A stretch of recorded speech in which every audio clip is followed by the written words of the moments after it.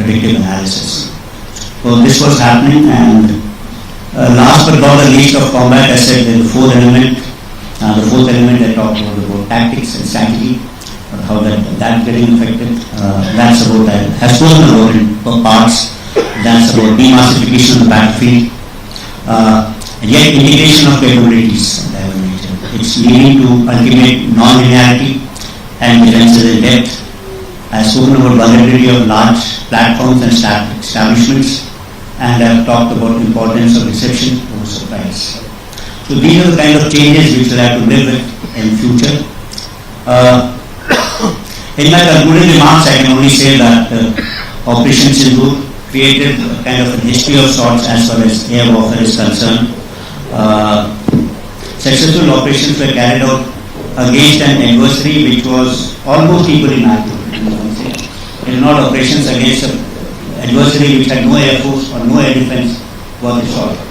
It was against an adversary, and against that, if you were able to carry out relentless operations deep inside with precision and offensive in intent, I think that was a big achievement, and we were able to penetrate those air defense networks with impunity and at will.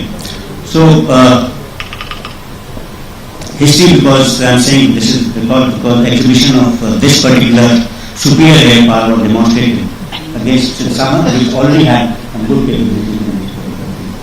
So that was all I had to say about future warfare and wars. I hope you get a fair idea as to how warfare is evolving, and this particular preparedness of the armed forces is first about thinking. We should be able to understand where warfare is going so that we can change the tactics, get your equipment profile right, understand, have your organizational structures right, have your doctrines and concepts right. So in this particular thought process, in this whole, it's not the job of only armed forces, people like me or this young generation who will be doing this probably after 5 or 10 years. It's also the role of veterans, the academy. Everyone is the whole of nation to understand where we are evolving, what's happening, so that we are better prepared as a nation to take on these kind of challenges. Thank you everyone for this patient hearing. Thank you, sir.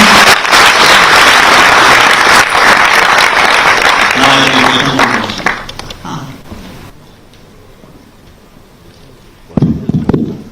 Upon request, we will have a vote of thanks from two questions. Okay, we have a question and answer session. Yeah. Due to paucity of time, we will receive two questions from the Department of Defense Studies student. One is from this side, one from this side. So girls, anyone from this side? Yeah. Hello. Good afternoon, sir.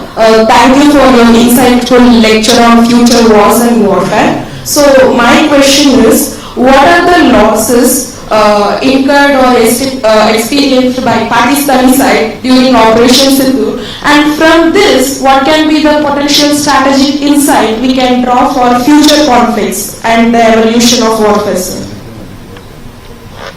Very nice question. You know, when I was asked about losses on our side, I said these are not important. The results and how you act is important. So it would be not very correct to talk about losses. Means numbers, etc.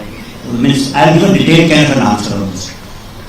Usually in a match, suppose you go into a football match and you win 3-2, he scored 2 goals and you scored 4 goals, so that's an even challenge. But suppose you go on in a test match, cricket test match, and you win by any defeat, then there is no question of how many wickets and how many balls and how many players. It's any challenge.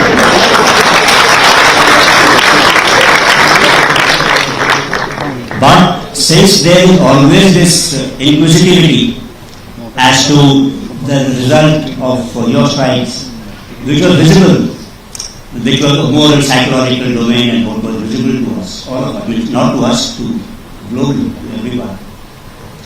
So, based on technical parameters like electronic intelligence, signal intelligence, at some point of time, we will take out this particular data and share it with us to answer those queries and inquisitiveness of people like you who keep telling me how many aircraft did we destroy, how many radars did we destroy. We will make a rough assessment of that and come out with that shortly. One last question. So my name is O. I am from the Defense Department. So initially, it appeared that of Sindoor will be a long-drawn conflict. But what made the Pakistani side capitulate so fast and so suddenly? Listen, I think in some part I was able to address this. What I said was, from our side we didn't want to get into a long trend. So the first trend which I talk about is sensor technologies, and this is ushering in a new level of battlefield transparency and situational awareness in the field of warfare. You see, we have natural and man-made sensors. It's a competition between these two, I would say. So we are about 8 billion people on this earth. So we have 16 billion eyes actually, sensors. We see each other. Today you have maybe having more than 8 billion artificial ISR sensors. All of us having a mobile phone, which is got a camera, you got a laptop, iPad, etc., which has got a sensor. There's a large number of cameras over here. There are sensors of this group which are capturing those images. You go outside on the road, there are a number of sensors over here. There are sensors deployed in air, there are sensors deployed in space, there are sensors deployed undersea, there are sensors deployed. So it's not only the range of sensors, but the deployment of sensors is much more than what natural way you can do it. It's also the type of sensor. We only had, say, 5 sensors, that is touch, hearing, smell, vision and taste, that's all. But today the kind of sensors we have is seismic, chemical, biological, optical, SAR, infrared, LN, AIS, acoustics, ultrasonic, magnetic, electromagnetic, quantum, atomic, radio frequency. So we have overtaken nature actually. Numbers, quality, deployment, all everywhere. What is this going to lead us to? This is going to lead us to absolute transparency. So today, there cannot be anything like surprise in battle. It's everything open. And second thing, I think today, when we talk about if there is no surprise, then the only way you can do it is by deceiving them.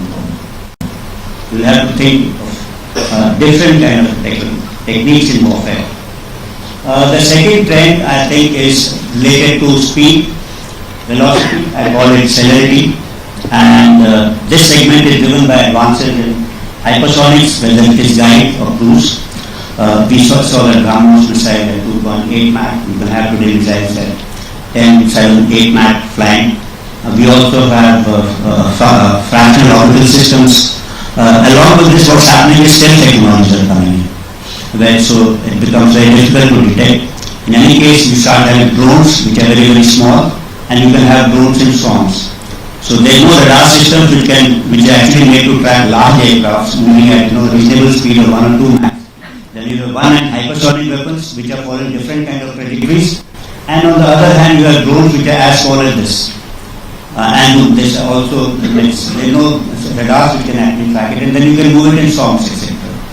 So what's happening is all this in combination, lower radar signatures, high speeds, and intelligent routing, etc., are making these kind of threats invisible, inaudible, undetectable, and untargeted. We are kind of vulnerable everywhere. So on one end we can see the range of this action. So what you are introducing is kind of non-linearity, ultimate form of non-linearity. You can have a contact battle like 1 or 2 kilometers, and then you can have a battle which is being fought at 300 kilometers or 250 kilometers. So that's the kind of unlinearity, and with impunity you can do it. Because it's very difficult for the opposition to actually devise a system to guard against it or to hit against it, unless it's synchronized systems in a very, very effective kind of manner. So it's like I said, ultimate non-linearity and expansion of battle space. So it will also probably maybe we'll have to think of large platforms like large ships, tanks, etc., because these become very vulnerable.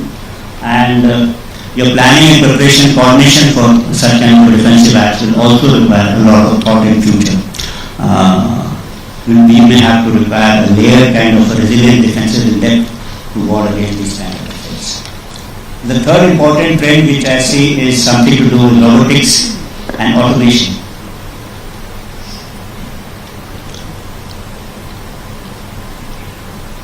And this includes unmanned systems, automated autonomous systems, along with now you have manned and unmanned. You have one manned aircraft with operating 2 or 3 unmanned aircraft along with it. One manned tank with 2 or 3 unmanned tanks, operating in a collaborative kind of an environment. So you also will have exoskeleton system that enhance human performance today. So you can lift up 1 ton of weight because you are having exoskeleton system. You can run faster than any other human being. So tomorrow you will have systems like this. So this is going to increase efficiency and reduce human risk during war. And hence there will be propensity